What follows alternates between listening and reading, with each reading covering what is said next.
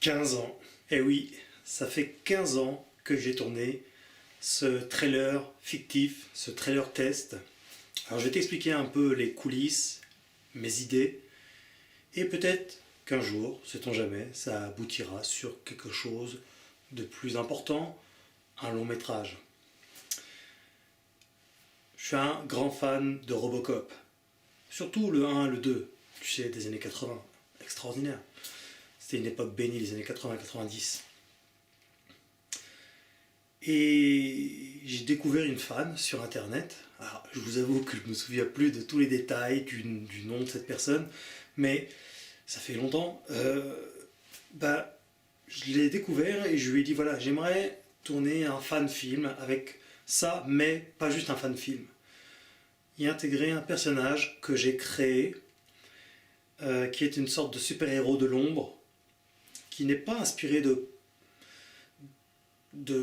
quelconque super-héros des Marvel ou des choses comme ça. C'est quelque chose qui vient vraiment de moi. Mais peut-être que ça peut faire penser un petit peu à Batman ou Punisher, parce que c'est un héros de l'ombre. Mais il n'est absolument pas inspiré de ces super-héros.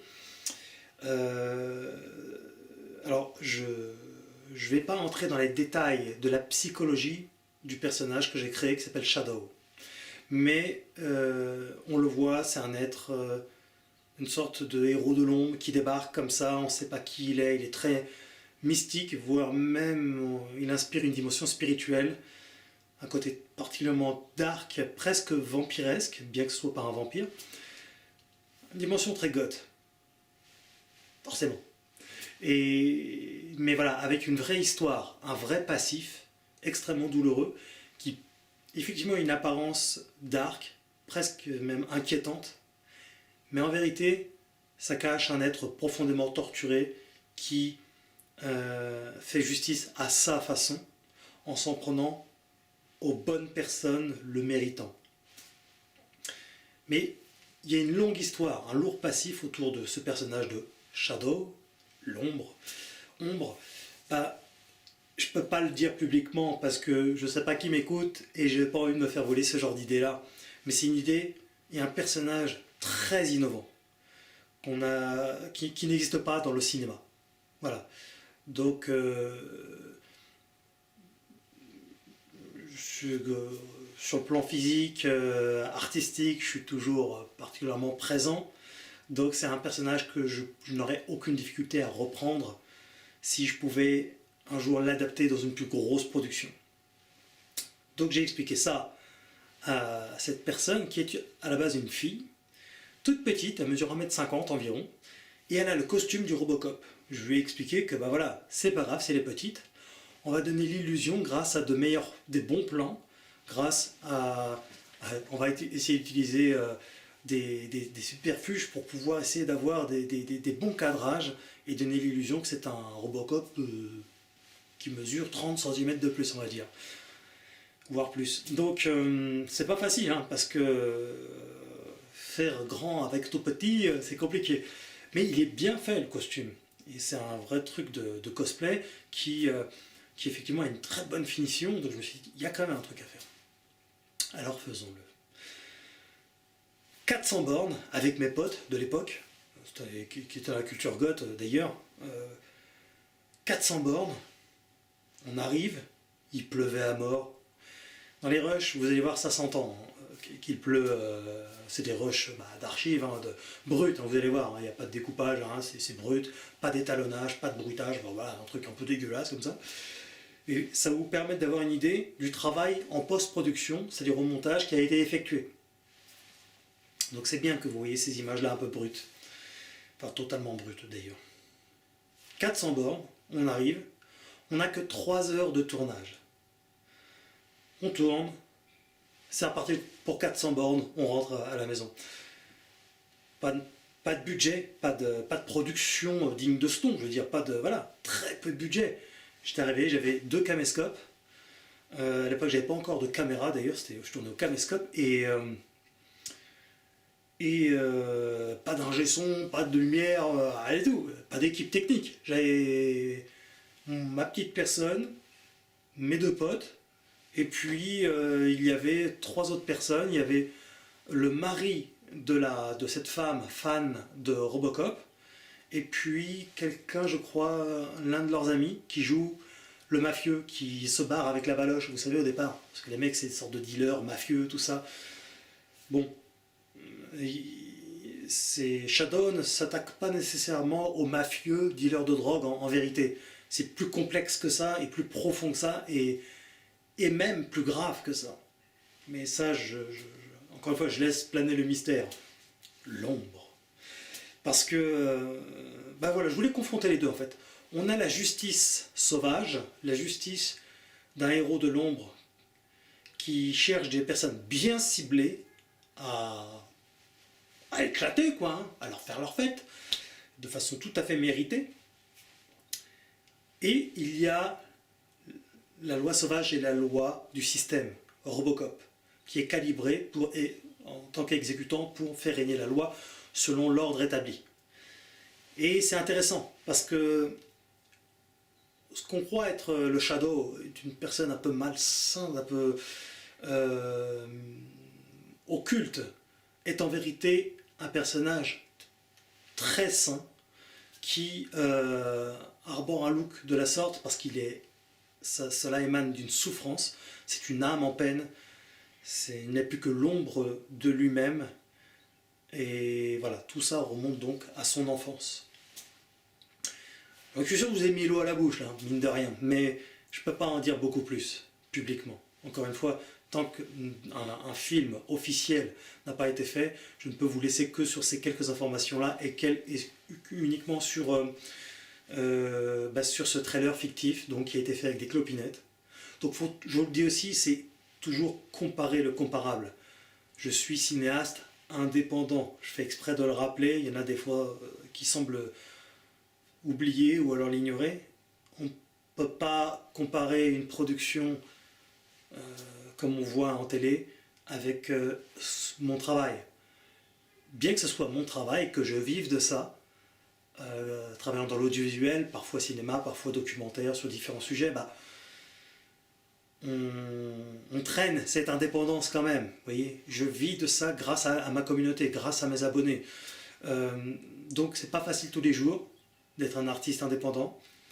Ça a des avantages mais aussi des inconvénients. Quoi qu'il en soit, c'est un projet que je voulais ressortir parce qu'il n'est pas mort, il est bien vivant. J'ai pas oublié tout ça, bien que ça fasse 15 ans, et peut-être qu'un jour on arrivera à faire non pas un court métrage mais peut-être un long métrage, et peut-être y aura-t-il un des producteurs suffisamment cohérent pour me permettre d'expliquer tout ce que j'ai expliqué, parce que le personnage est tout à fait dans ma tête, hein, je sais exactement ce qu'il fait pas, son fonctionnement, et c'est un personnage qui demanderait vraiment à être étoffé et mis dans le domaine public de façon la plus large possible. C'est un personnage qui plairait énormément, qui serait extrêmement vendeur, parce qu'il toucherait beaucoup de monde. Voilà, Robocop versus Shadow. Je vous laisse sur les images de making of. Merci pour votre soutien. Vous pouvez continuer à me soutenir, vous le savez, sur le lien de la description, sur le PayPal. Ça m'aide grandement à continuer à alimenter toute mon activité, et vous ramener toujours du contenu, des films, des reportages, bref. Ceux qui me suivent, vous savez, la voiture est encore longue. Merci à vous.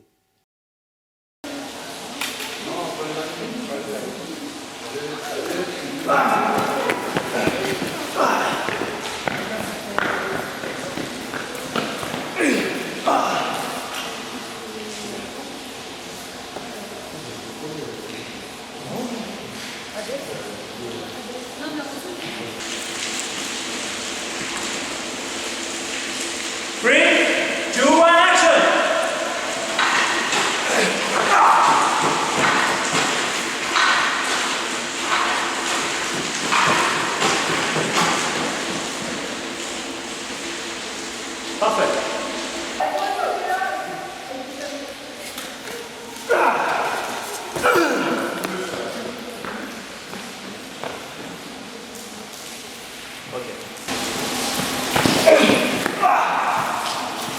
est bonne. Elle est bonne. Elle est bonne. Voilà. Donc maintenant, on va la zoomer sur moi. Ok? T'es prêt? Action!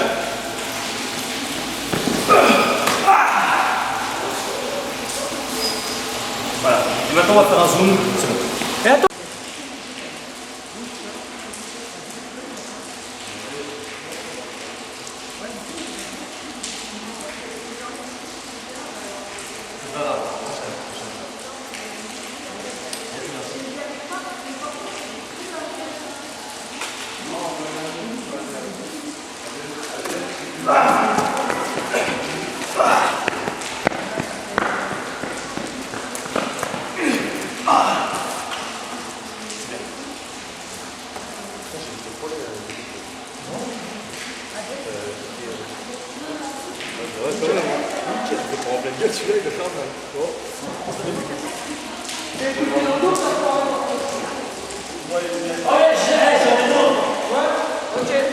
Attends qu'on se replace.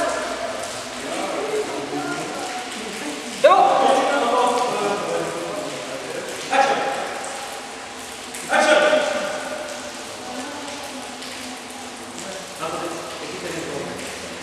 Voilà. Regarde par là. Quand tu dis action, c'est bon. Et action!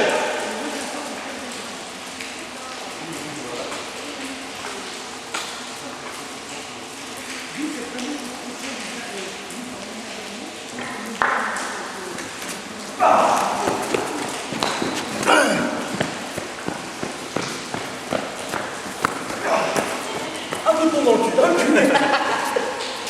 Action!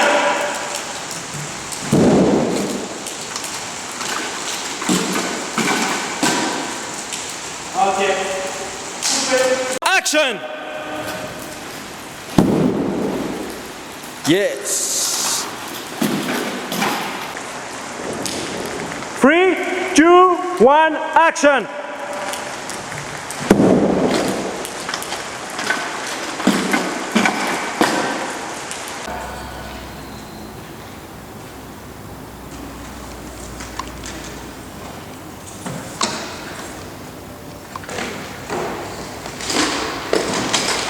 Super. Action.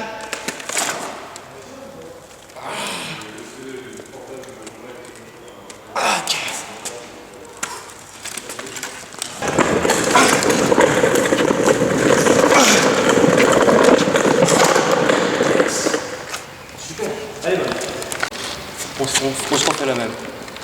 Et action.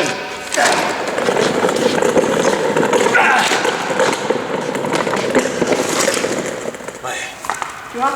3, 2, 1, action.